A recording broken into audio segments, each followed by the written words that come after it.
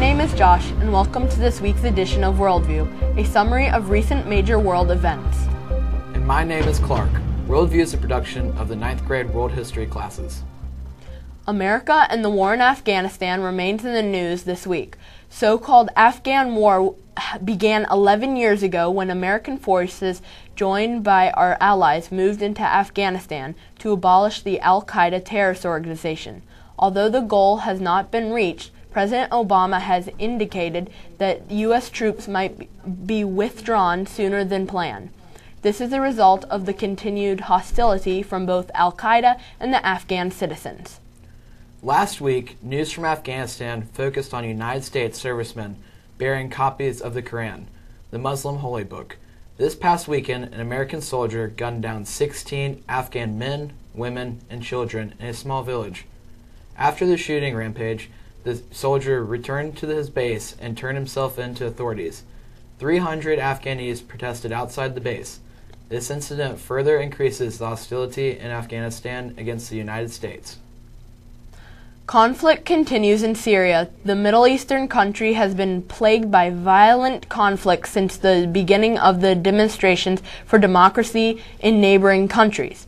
Uprisings in Syria have focused on removing President al-Assad from office.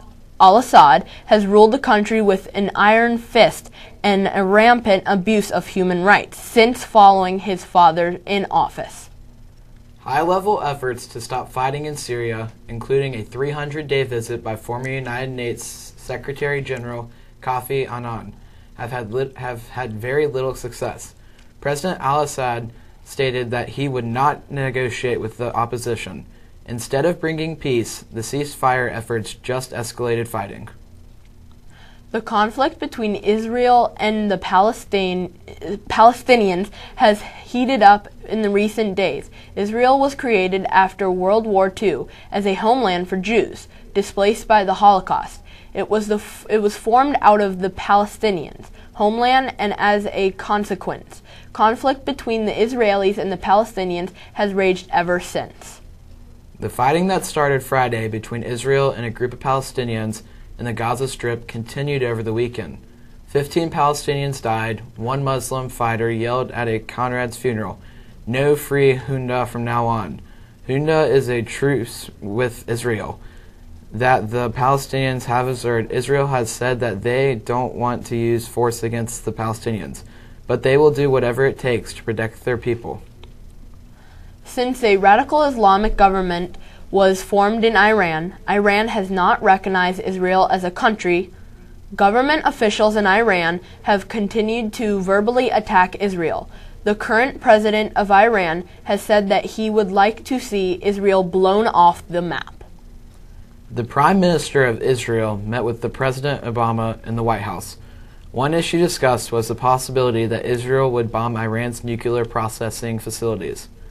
Many people believe that if Israel were to bomb Iran, over 10,000 short-range missiles owned by its enemies in the Middle East would be launched at Israel. Iran has repeatedly claimed that its nuclear program is designed to produce electricity, not for building a bomb. The people of Japan are remembering the death and destruction of their country 1 year ago. In 2011, a 9.0 earthquake and a 50-foot tsunami hit the island. Live footage shows cars, people, and boats being engulfed and tossed around like toys. Japan lies on one of the world's most active fault lines. The Japanese government has released the final death toll to 15,854 confirmed dead. There are still 3,167 missing. The disaster that is thought to have caused $300 billion in damage. Now it's time for El Tiempo Aguilas. Buenos días, amigos. Yo me llamo Justino. Y yo me llamo Andrés. Bienvenidos al programa El Tiempo Aguilas. Este es pronóstico para el fin de semana. Viernes la temperatura alta es de 73 grados. Va a estar nublado. Sábado la temperatura alta es de 74 grados. Va a estar soleado. Domingo la temperatura alta es de 75 grados. va a estar nublado. ¡Qué bien! Necesito llevar pantalones cortos, camisa, calcetines y zapatos. Es todo por ahora. Adiós. Thanks, guys. Now here's Josh with the weather. Oh, that's me. 1 minute. Thanks, Josh. Budget considerations. Hi, everyone. I am your anchor and weatherman on this WorldView this week. In Winston-Salem's weather, this weekend there is a high chance of thunderstorms and will be cloudy with highs in the mid-80s. Our city of the week is not having such good weather. St. Paul, Minnesota will have clouds with highs in the upper 60s and lows in the 70s. Our international city of the week is my favorite German city, Munich. Munich will have cloudy skies with highs in the upper 50s. Das ist nicht gut, your German phrase for the day. If anyone has any suggestion for a city of the week, email me at jgolden@summitmail.org. That's all for this week. See you next week.